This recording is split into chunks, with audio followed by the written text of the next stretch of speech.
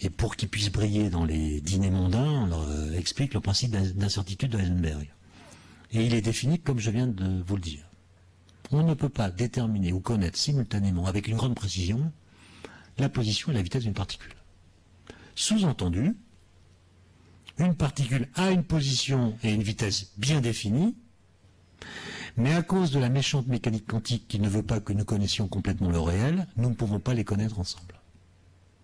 Autrement dit, cette formulation sous-entend que la mécanique quantique, par le biais de ce principe d'incertitude, nous empêche de connaître toutes les propriétés qu'ont les particules, en l'occurrence leur vitesse et leur position. Évidemment, c'est un contresens absolu. Parce que la physique quantique vous dit qu'une particule n'est jamais un corpuscule. Donc, la physique quantique ne dit jamais que le vecteur d'état d'une particule permet de lui assigner en même temps une vitesse et une position. D'accord ? Autrement dit, la formulation en forme de ritournelle du principe de Heisenberg signifie que les particules sont des corpuscules, mais que nous ne pouvons jamais les voir comme telles. Alors que la mécanique quantique dit les particules quantiques ne sont jamais des corpuscules. C'est autre chose. Et si vous voulez les caractériser par des attributs classiques qui spécifient justement l'état d'un corpuscule, la vitesse et la position, un grain de sable, il a une vitesse et une position, d'accord ? Donc si vous voulez caractériser une particule quantique par des attributs classiques, eh bien vous tombez sur une sorte de contradiction qui vient du fait que la physique quantique n'est pas la physique classique. Et que les objets que la physique classique avait permis d'identifier n'ont pas d'écho dans le formalisme de la physique quantique. Donc, ce que dit, j'insiste là-dessus parce qu'il y a trop d'erreurs qui sont propagées, les particules quantiques, ne les imaginez pas comme des petits points, comme des corpuscules, les particules quantiques ne sont jamais des particules classiques. Et à vouloir les caractériser comme des particules classiques, on tombe dans des contradictions. D'accord ? Donc, le principe de Heisenberg vous dit simplement que les concepts classiques ne peuvent pas être utilisés dans n'importe quelle condition pour caractériser l'état d'une particule quantique. Autre principe qui, lui, n'est pas complètement déduit de l'équation de Schrödinger, c'est ce qu'on appelle le principe d'exclusion de Pauli, qui a été donc découvert par Wolfgang Pauli en 1925. C'est l'idée que deux électrons, par exemple, ne peuvent pas être dans le même état physique. C'est un principe d'exclusion, donc. Un électron dans un atome d'hydrogène, par exemple, peut avoir un certain état. Si vous prenez un autre atome dans lequel il y a plusieurs électrons, qui tournent autour du noyau, eh bien, il est impossible que deux électrons de cet atome soient dans le même état physique, et donc soient représentés mathématiquement par le même vecteur d'état. Il faut qu'il y ait au moins une petite différence entre deux vecteurs d'état. Ils ne peuvent pas donc partager le même vecteur d'état. Et cette exclusion, ce principe d'exclusion, s'applique à certaines particules et ne s'applique pas à d'autres particules. Les particules auxquelles le principe d'exclusion de Pauli s'applique, on les appelle des fermions, du nom d'un physicien italien qui s'appelait Fermi. Donc fermion, c'est le nom fabriqué à partir de Fermi. Et ce sont des particules qui ont un spin demi-entier, on verra ce que ça veut dire tout à l'heure. Donc parmi elles, on trouve l'électron. L'électron est un fermion. On trouve le proton. On trouve les quarks. On trouve les neutrons, etc. Et puis il y a d'autres particules qui ne sont pas contraintes par le principe d'exclusion de Pauli. Autrement dit, elles peuvent être à plusieurs dans le même état quantique. Et celles-là, on les appelle des bosons, du nom d'un physicien indien qui s'appelait Bose, B-O-S-E. Et parmi ces particules, on trouve les photons, les gluons, etc. Alors, elles ont des comportements collectifs complètement différents. les fermions sont des particules qui, parce qu'elles ne peuvent pas être dans le même état quantique, ont des comportements un petit peu individualistes.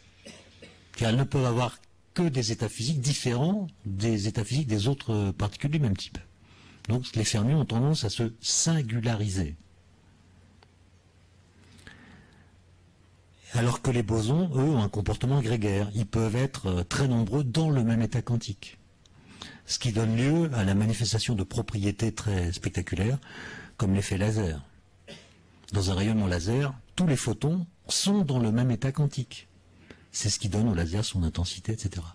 La superconductivité ou la superfluidité sont des états qu'on observe à l'échelle macroscopique, dont l'explication tient simplement dans le fait que l'hélium 4, l'hélium superfluide, est un boson.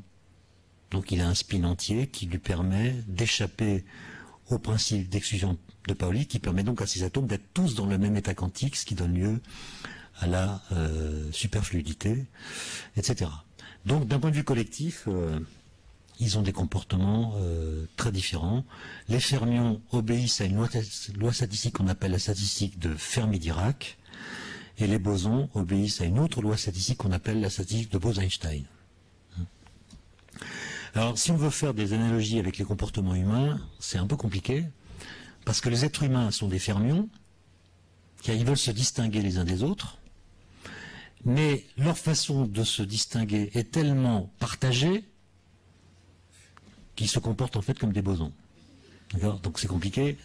Leur désir d'être des fermions les fait ressembler à des bosons. Ils veulent un blue jean comme tout le monde. Alors il y a un petit détail qui fait voir que le blue jean n'est pas le même que celui du voisin. Mais comme en général on ne voit pas le détail, on a l'impression que c'est le même blue jean pour tout le monde. L'effet tunnel. Alors l'effet tunnel, c'est un truc très important.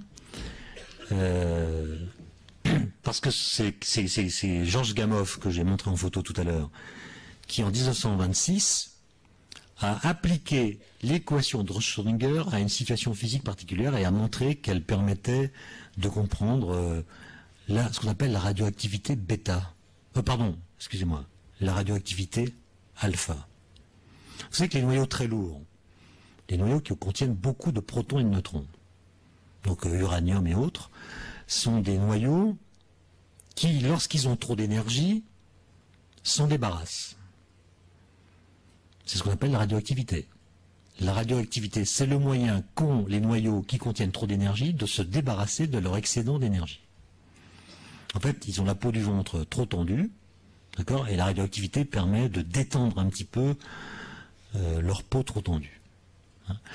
Et leur façon de faire, c'est d'envoyer dans l'espace des particules alpha, c'est-à-dire des noyaux d'hélium. Une particule alpha, c'est un noyau composé de 2 protons et de 2 neutrons. Ce sont donc des noyaux d'hélium 4. Hélium, c'est 2 protons dans le noyau. Il y a 2 neutrons en plus, ça fait 4 nucléons au total. Donc hélium, 2 protons, 4 parce qu'il y a 4 nucléons. Donc ils envoient des noyaux d'hélium 4 dans l'espace. Donc ils se libèrent d'une partie de leur contenu en termes de protons et de neutrons. Et en fait ça, classiquement, c'est impossible. Alors c'est impossible parce que si vous imaginez que les particules alpha préexistent à l'intérieur du noyau, elles sont emprisonnées dans un puits de potentiel, comme on dit, qui est lié aux forces nucléaires qui subissent avec les autres nucléons présents dans le noyau. D'accord ? Donc il faut imaginer que les particules alpha dans le noyau, elles sont prisonnières, elles ne peuvent pas sortir. Parce qu'il y a des barrières de potentiel, des sortes de vraies barrières, si vous aimez les métaphores, qui les empêchent de sortir. Et elles n'ont pas assez d'énergie pour passer au-dessus des barrières. Alors, comment est-ce qu'on imagine leur comportement? C'est ce que fait Gamow en 1926. Il faut imaginer qu'elles sont donc dans une boule. À l'intérieur de cette boule, elles ont un mouvement qui est à peu près libre. Et elles passent leur temps à rebondir sur les parois de la boule. Et elles ne peuvent jamais en sortir. Mais ce que montre Gamow, c'est que grâce à l'équation de Schrödinger, la probabilité qu'elle traverse une barrière qui est classiquement interdite est non nulle. D'accord? Donc elles font des allers-retours, et à chaque fois qu'elles cognent sur une paroi, la probabilité qu'elles traversent est très faible, mais non nulle. Et donc, à force de faire des allers-retours et de rebondir, arrivera un moment où cette probabilité sera convertie en possibilité et elles sortiront. D'accord?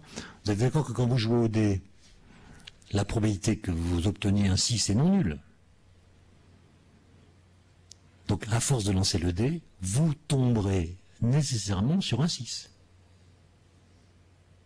Le nombre de fois au bout duquel vous obtiendrez le 6, vous ne le connaissez pas. Mais vous savez que si vous faites un très grand nombre de lancers de dés, vous tomberez sur le 6.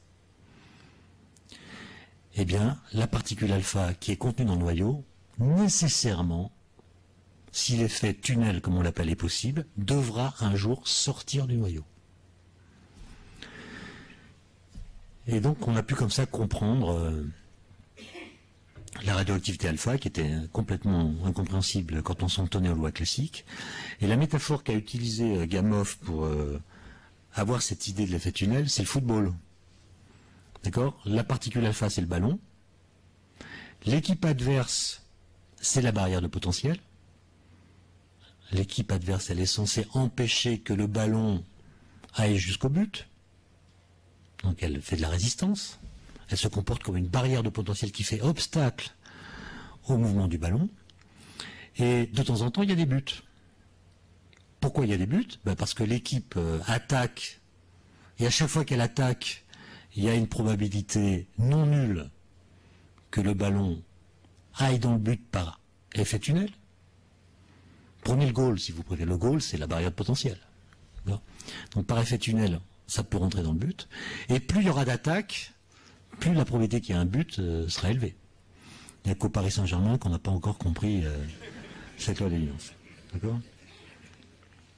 Donc la particule alpha, plus il y aura évidemment d'aller-retour, et plus la probabilité qu'elle sorte. Bon, voilà, je crois que j'en ai assez dit pour l'équation de Schrödinger. En plus, il est midi, je suis très en retard. Je voudrais simplement insister sur le fait que l'équation de Schrödinger, qui a été donc écrite en 1925, est une équation qui n'est pas relativiste.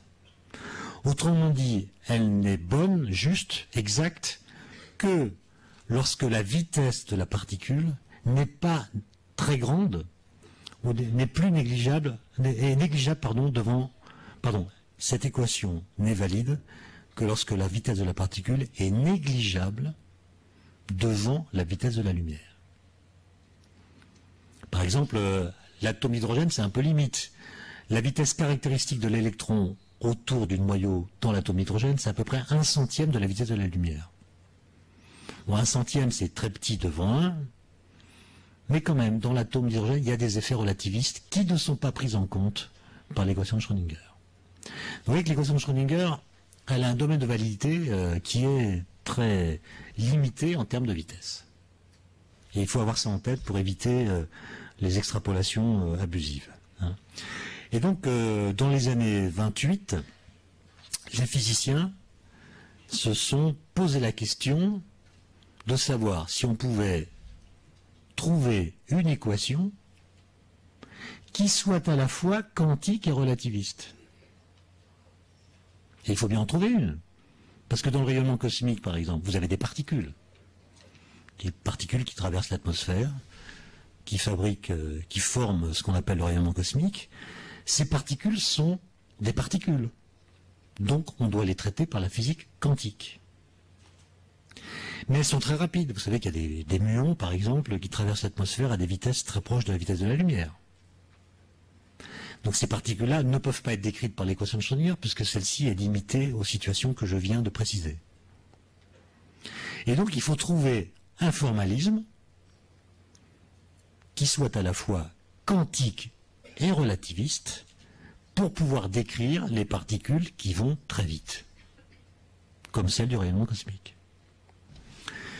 Donc les gens ont travaillé, et celui qui a trouvé la bonne percée, c'est Paul Dirac, qu'on a vu en photo également, à l'issue d'un travail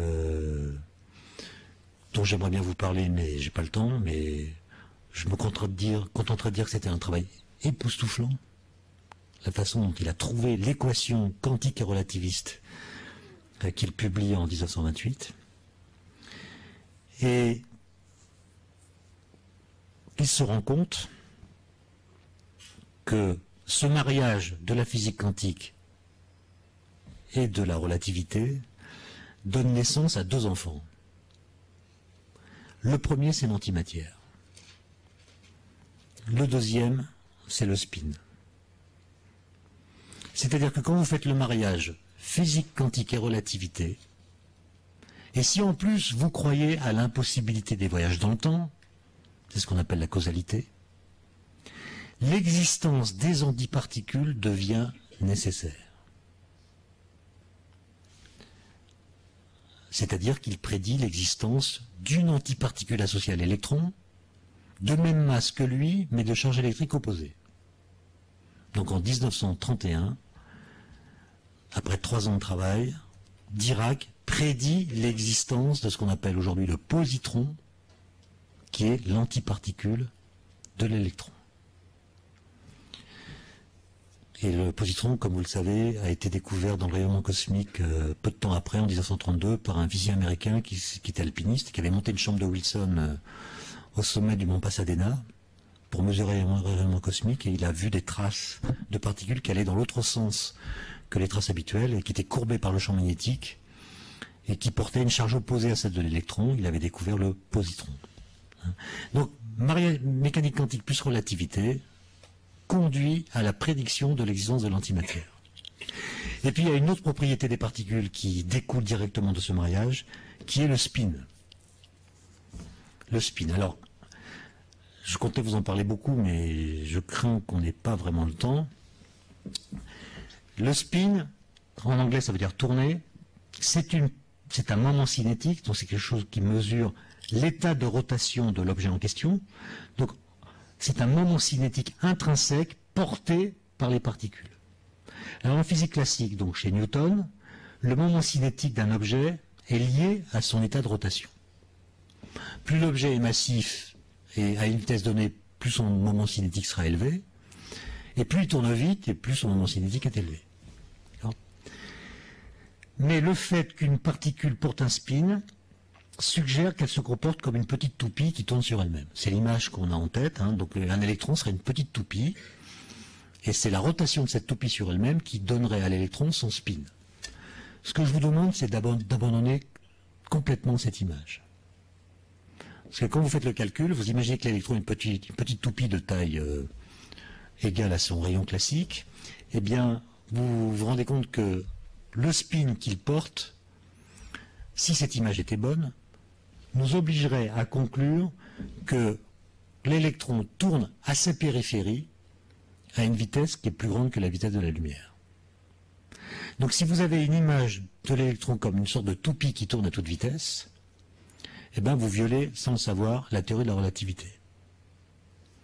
Ce qui n'est pas recommandé quand on est amateur. D'accord ? Donc, ce que je vous demande, c'est d'admettre une sorte de phrase paradoxale et qui peut-être n'a pas de sens. Le spin apparaît comme le moment cinétique d'un objet où rien ne tourne. Non ? Donc je vous laisse réfléchir là-dessus. Ça a été démontré par un physicien américain qui s'appelle Eugène Wigner, qui était d'ailleurs le beau-frère de Dirac. Et en 1940, il a montré, en utilisant ce qu'on appelle la théorie des groupes en mathématiques, que le spin est une propriété naturelle des particules dès lors que l'on se place dans un contexte à la fois quantique et relativiste.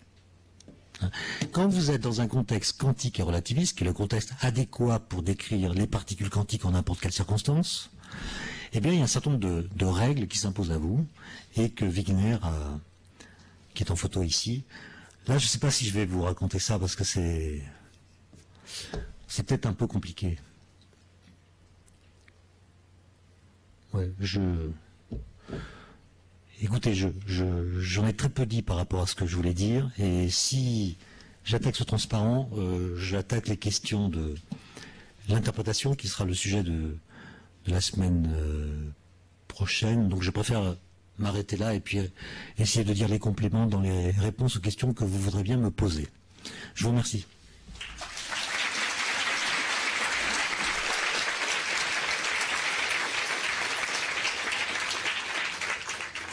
Bon, on va prendre 20 minutes, hein, c'est ça, Étienne, environ oui. de questions, parce qu'il y a un impératif à 12h30.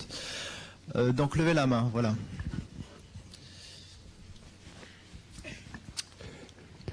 Pour détendre l'atmosphère, pouvez-vous nous dire la signification quantique du chat qu'on voit sur les diapos? Ça, c'est le chat Schrödinger. C'est le chat Schrödinger dont on parlera la prochaine fois, qui a été utilisé par Schrödinger comme canular illustrant ce qui était à ses yeux l'aberration de l'interprétation canonique de la physique quantique. Donc en fait, le chat Schrödinger, c'est Schrödinger lui-même, qui était un type qui a vécu toute sa vie dans un état superposé. C'est-à-dire, il était allemand, mais il pensait en allemand et écrivait en anglais. Il était physicien, mais se prétendait philosophe. Il était amoureux de plusieurs femmes en même temps, ce qui le mettait dans un état quantique superposé quasi permanent. Et le chat Schrödinger est un chat dont on verra qu'il est lui aussi dans un état superposé. Et comme Schrödinger se détestait lui-même, il avait une sorte de haine de lui-même, qu'il a transposé en haine de son propre chat. On verra, c'est une histoire compliquée. Bien, allô ? Je peux parler là, oui. J'ai le micro, donc j'en profite pour poser deux questions. La première, c'est une question basique. Je ne sais plus si Einstein n'a jamais cru à la physique quantique ou si c'était simplement à son début. Donc, primo, pourquoi Einstein, a priori un génie, n'a-t-il pas cru à De Broglie, à des expériences, à une explication pourquoi il y avait des interférences et puis en même temps le phénomène de corpuscule? Donc, primo. Et deuxièmement, la question plus essentielle et qui, je ne voudrais pas déflorer votre conférence de la semaine prochaine. Vous avez dit un peu, à mon avis, ça m'a laissé un petit peu sur ma faim, mais peut-être que c'était un teasing que vous avez fait. Vous avez dit que le principe, l'espace de Hilbert n'avait aucun rapport avec la réalité. Or, il me semble quand même, si j'ai bien compris, que c'est quand même la réalité, la physique quantique. Voilà, merci. Merci pour ces deux questions. La première, effectivement, j'y répondrai la prochaine fois, mais je conteste votre formulation. Vous dites Einstein n'a jamais cru à la physique quantique. C'est du moins ce que vous avez lu ou entendu. Si, Einstein n'a jamais contesté l'efficacité opératoire de la physique quantique. Autrement dit, Einstein n'a jamais dit la physique quantique est fausse. Jamais. Il a toujours dit qu'il était même stupéfait de son efficacité opératoire, c'est-à-dire de l'exactitude des prédictions qu'elle permet de faire. Ce qu'il a écrit en 1935, c'est un article dans lequel il se pose la question de savoir si la mécanique quantique est complète. C'est-à-dire, est-ce qu'elle nous dit tout ce que nous sommes en droit d'attendre de la description d'un état physique? Ce sera le sujet de la prochaine fois. Autrement dit, ce que conteste Einstein, ça n'est pas la physique quantique. Ce qu'il conteste, c'est l'interprétation qui est faite à cette époque-là par les tenants de ce qu'on appelle l'école de Copenhague, donc Niels Bohr et tous les autres. C'est l'interprétation de la physique quantique qui conteste. Alors on verra ça la prochaine fois, on verra pourquoi il la conteste. Parce qu'elle lui apparaît scandaleuse, et il reprendra d'ailleurs des arguments que défendront également Schrödinger ou bien De Broglie. Donc là-dessus, il était en phase avec Schrödinger et De Broglie, qui eux non plus n'acceptaient pas l'interprétation de Copenhague, comme on l'appelle, de la physique quantique. Votre autre question, c'est les espaces de Hilbert. Je n'ai pas dit que l'espace de Hilbert n'avait rien à voir avec la réalité. D'abord parce que je ne sais pas ce que c'est que la réalité. Je dis simplement que les espaces de Hilbert, qui sont des espaces mathématiques, ne sont pas l'espace physique dans lequel nous faisons les expériences. Ça veut dire que pour comprendre ce qui se passe, disons, dans la réalité, si vous tenez absolument à utiliser ce mot, c'est-à-dire dans l'espace physique à 3 dimensions que nous habitons, pour comprendre ce qui se passe dans la réalité, il faut invoquer des structures mathématiques qui ne sont pas dans cette réalité. D'accord ? Donc il faut doubler ou dédoubler le monde empirique d'un autre monde qui permet de le comprendre. C'est tout ce que j'ai dit. Maintenant, vous pouvez dire que la réalité, c'est la somme ou la réunion, au sens de la théorie des ensembles, de l'espace physique à 3 dimensions et des espaces de Hilbert qui permettent de décrire ce qui se passe dans cet espace physique à 3 dimensions. Mais le mot en réalité, on le verra surtout la prochaine fois, est un mot qu'il faut manier avec précaution, comme une bouteille de soda débouchée. Bonjour monsieur, j'ai une question, j'aimerais revenir sur... Je ne vois pas les gens qui posent des questions, mais c'est pas grave. Okay. J'aimerais revenir sur le mariage entre la physique quantique et la relativité, donc qui fait partie des préoccupations, je pense, actuelles, notamment dans le cadre de l'unification des interactions fondamentales. J'ai assisté il y a quelques années à une interprétation originale, une conférence de Laurent Notal, qui utilisait en fait un autre outil mathématique, les fractales, pour essayer de tenter, et qui a sorti un bouquin très intéressant là-dessus, d'expliquer cette union possible entre physique macroscopique et microscopique en quelque sorte. Il présentait des résultats intéressants à l'époque. Je voulais savoir qu'est-ce qu'il en était aujourd'hui et si cette interprétation vous paraît un petit peu décalée, quelles sont les autres tentatives comme le boson de Higgs ou des choses comme ça. Merci. Bon, j'ai l'impression que vous mélangez plusieurs choses. Quand on parle de mariage entre physique quantique et relativité, il faut préciser les choses. Est-ce que vous parlez du mariage entre physique quantique et relativité restreinte? Ou est-ce que vous parlez du mariage entre physique quantique et relativité générale? Vous savez que la relativité restreinte, c'est la théorie d'Einstein de 1905, qui est une nouvelle théorie de l'espace et du temps, qui était une théorie universelle au sens où elle s'applique à la description de toutes les interactions en physique. C'est une théorie cadre, si vous voulez. C'est une nouvelle théorie de l'espace et du temps dans laquelle viennent s'inscrire nos descriptions de la force électromagnétique, des forces nucléaires et de la gravitation. Alors que la théorie de la relativité générale est une théorie de la gravitation. C'est une théorie spécifique de la gravitation. On n'a pas de problème pour marier la physique quantique et la relativité restreinte. C'est le travail de Dirac que j'ai évoqué, qui a été un peu plus formalisé dans ce qu'on appelle aujourd'hui la théorie quantique des champs. La théorie quantique des champs, elle propose ce mariage physique quantique relativité sans le moindre problème. La théorie quantique des champs est à la base du modèle standard de la physique des particules aujourd'hui. Le problème que nous avons, c'est le mariage physique quantique relativité générale.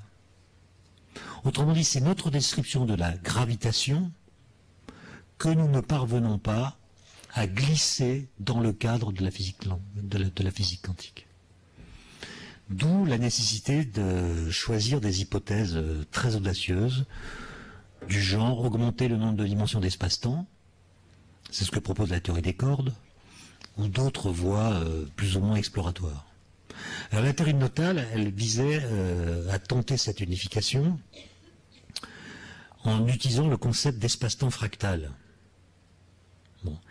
Et l'argument que Laurent Notal avançait, c'était de prendre acte du principe de superposition, plutôt du principe de Heisenberg.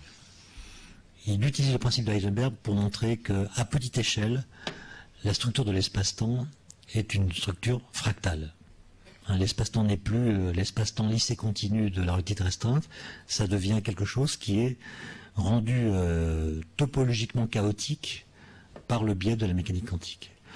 Bon, le problème, c'est que cette théorie, que je ne veux pas juger ici, parce que ça nous mènerait trop loin, n'a pas un pouvoir prédictif très spectaculaire, et j'ai pas l'impression qu'elle suscite aujourd'hui un grand engouement. Le boson de Higgs dont vous avez parlé n'a rien à voir avec ce débat.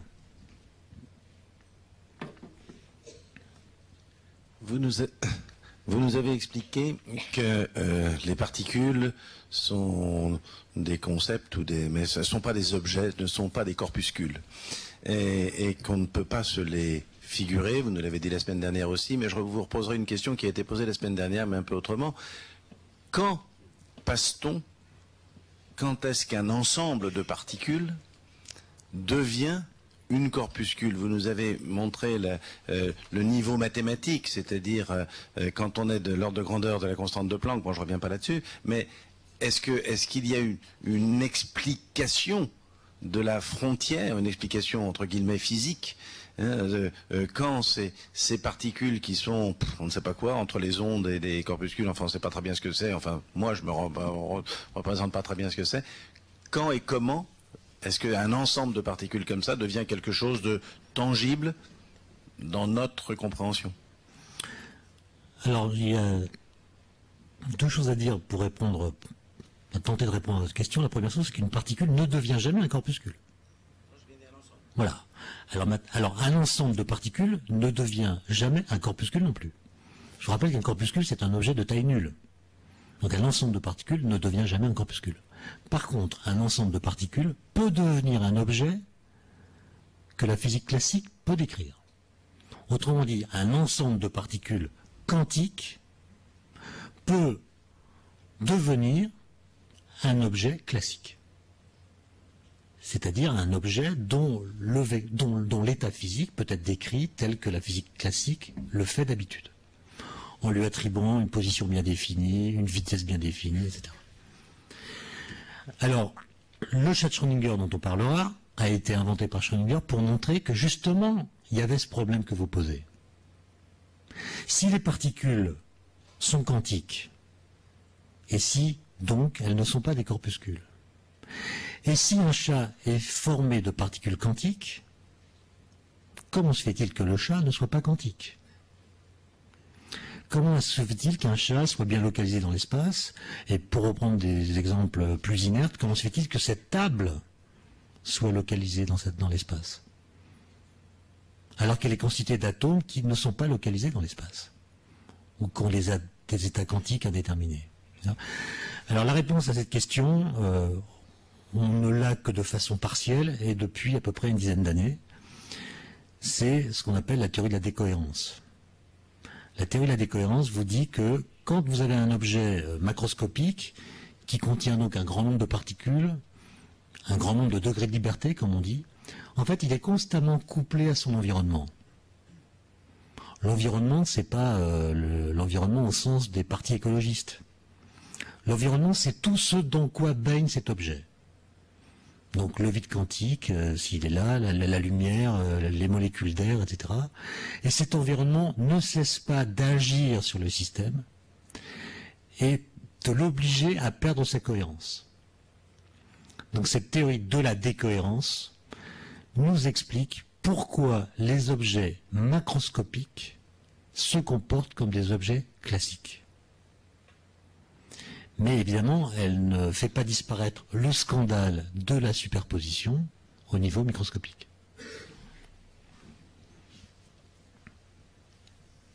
Est-ce qu'il y a une autre question?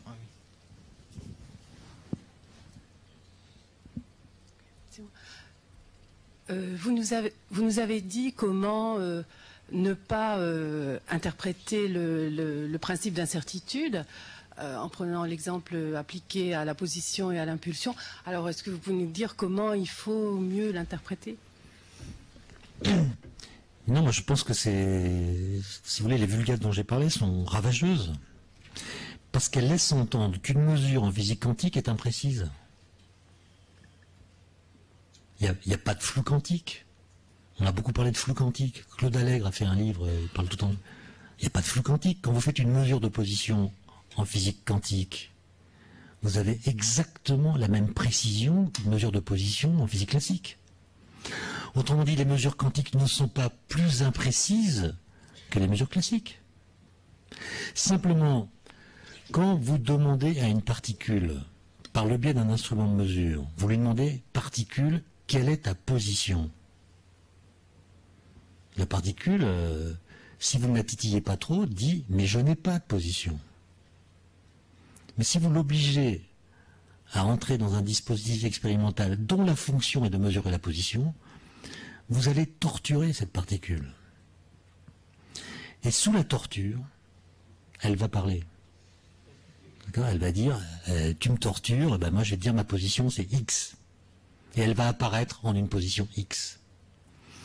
Et vous allez dire, mais si j'ai vu cette particule à la position X, c'est qu'avant de faire la mesure, juste avant la mesure, la particule était déjà en X.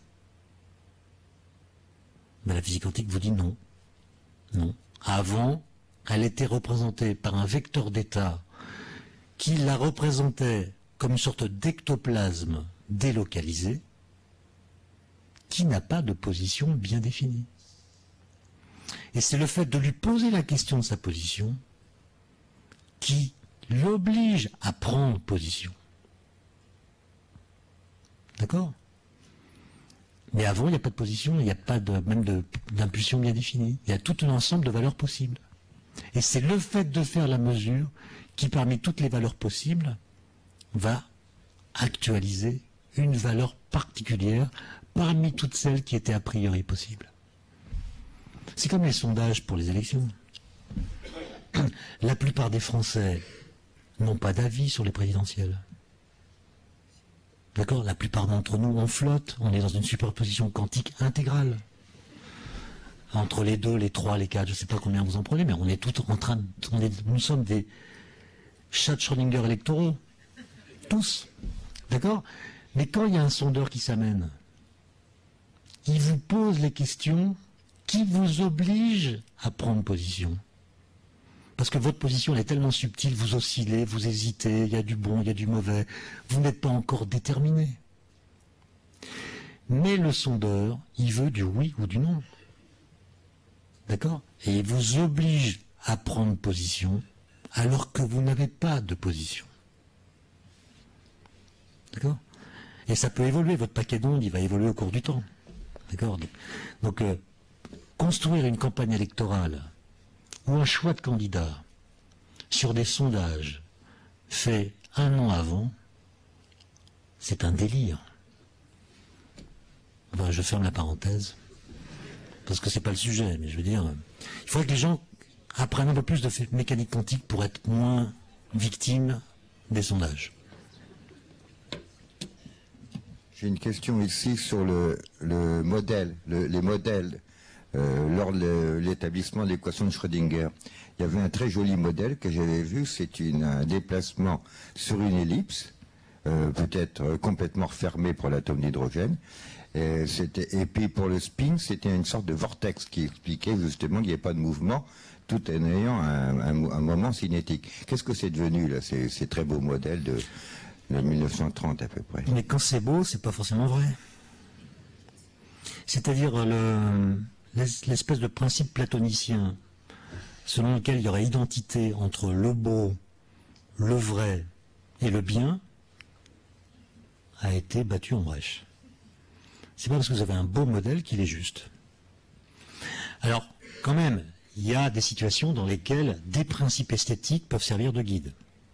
Par exemple, Dirac, quand on lui demandait « mais comment as-tu fait pour trouver ton équation ?» Dirac ne parlait pas, hein, donc en général, on lui demandait « comment as-tu fait pour trouver ton équation ?»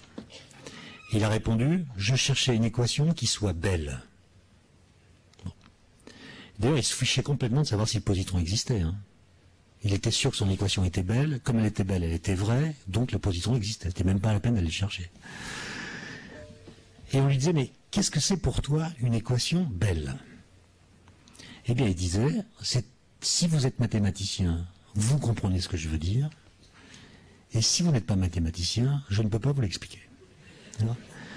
Alors, on peut raconter d'ailleurs une anecdote. Alors après, on peut un peu peaufiner l'argument. En fait, ce qu'il appelait belle, c'était une équation qui contient beaucoup d'invariants sous diverses transformations. C'est parce qu'elle contient beaucoup d'invariants qu'elle est capable de saisir des éléments de réalité.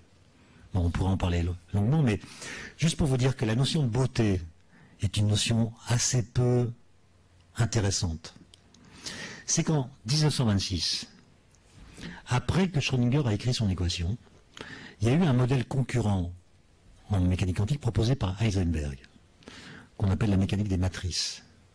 Bon, donc Heisenberg représente les observables physiques par des matrices, et tout le monde trouve ça monstrueux parce qu'on perd la possibilité de représenter les phénomènes physiques dans l'espace-temps. Hein, donc vous avez un phénomène physique, vous ne pouvez même plus le dessiner sur un tableau. Gros scandale. On est emporté vers une abstraction terrible, dont on ne pourra plus jamais revenir. Alors que Schrödinger, lui, il avait son équation et il avait une interprétation de son équation qui permettait de décrire tous les phénomènes quantiques, notamment à l'intérieur de l'atome, comme quelque chose qui évolue dans l'espace-temps. Par exemple, pour lui, quand un électron passe d'une orbite à une autre, eh bien, ça se fait de façon continue. Hein, c'est les ondes associées aux électrons qui se déplacent et qui emmènent l'électron depuis sa position initiale jusqu'à une position finale. Donc, il y avait une picturabilité possible des phénomènes quantiques. Alors que chez Heisenberg, plus du tout. Pendant 6 mois, ils se sont écrits des lettres très méchantes. Schrödinger disant à Heisenberg, c'est quoi ces matrices, c'est horrible, ta théorie est un scandale, etc. Et Heisenberg répondant que le modèle de Heisenberg était un modèle monstrueux. Jusqu'à ce qu'ils se rendent compte, notamment grâce à l'aide de Dirac, que les deux formalismes, celui de Heisenberg et celui de Dirac, étaient parfaitement équivalents physiquement. C'est-à-dire qu'ils conduisaient aux mêmes prédictions pour les résultats des expériences. Donc vous voyez que la beauté subjective ou la laideur subjective qu'on pouvait apporter à l'une ou l'autre des deux versions du même formalisme était complètement subjective. Il n'y en a pas une qui était plus belle que l'autre, elles étaient équivalentes. D'un point de vue physique, même si mathématiquement elles se présentaient de façon différente.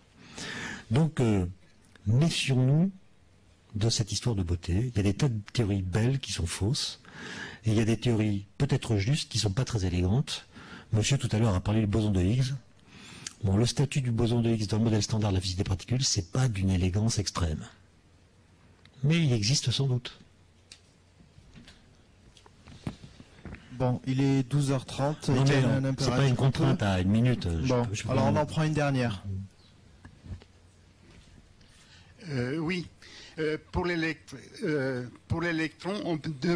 je croyais qu'on ne pouvait pas mesurer sa vitesse ou sa position parce que l'appareil de mesure influençait cet électron. Il y avait une interaction entre l'appareil de mesure. C'est ça le drame. La vulgate que vous rappelez, c'est celle-ci. L'électron a une position et une vitesse bien définies. On fait une mesure.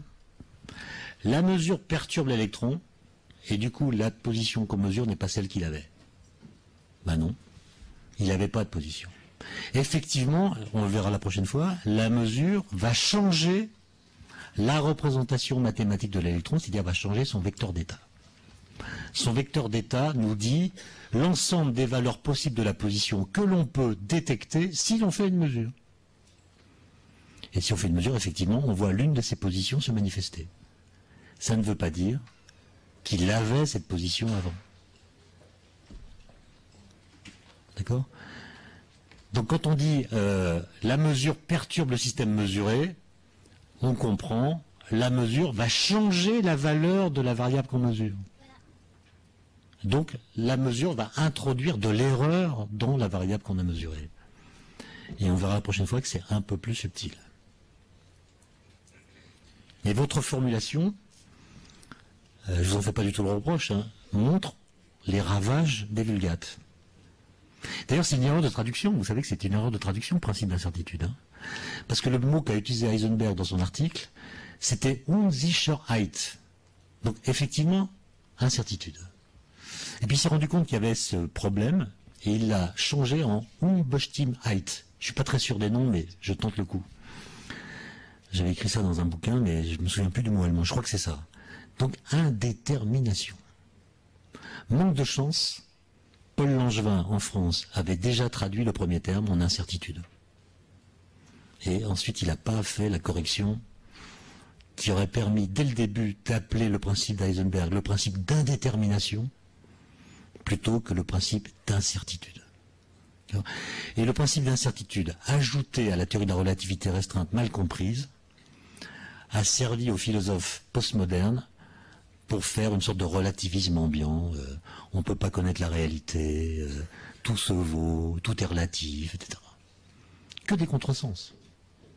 La théorie de la relativité n'est pas un relativisme. La théorie de la relativité vous dit qu'effectivement, les durées et les longueurs sont relatives aux référentiels depuis lesquels vous les mesurez. Mais ça ne veut pas dire que tout est relatif. Ça veut dire que l'espace et le temps sont relatifs. Mais à partir d'eux, vous pouvez construire une quantité qu'on appelle l'intervalle d'espace-temps, qui elle est absolue. D'accord ? Donc au lieu de dire la relativité c'est du relativisme, c'est une théorie de l'absolu, la relativité. Einstein lui-même en 1933 a reconnu que l'appellation avait été désastreuse. D'accord ? Et le principe de Heisenberg, c'est pas du tout un principe qui limite notre puissance de connaître le monde physique. C'est un principe qui limite la puissance de connaître de la physique classique. Oui, on n'est pas du tout dans... On est dans un contresens total. Moi, j'aurais pas été sur l'ENA. Hein. Bon, ben, merci. Pour être sur l'ENA, il faut dire ce que vous dites. Vous voyez le comble?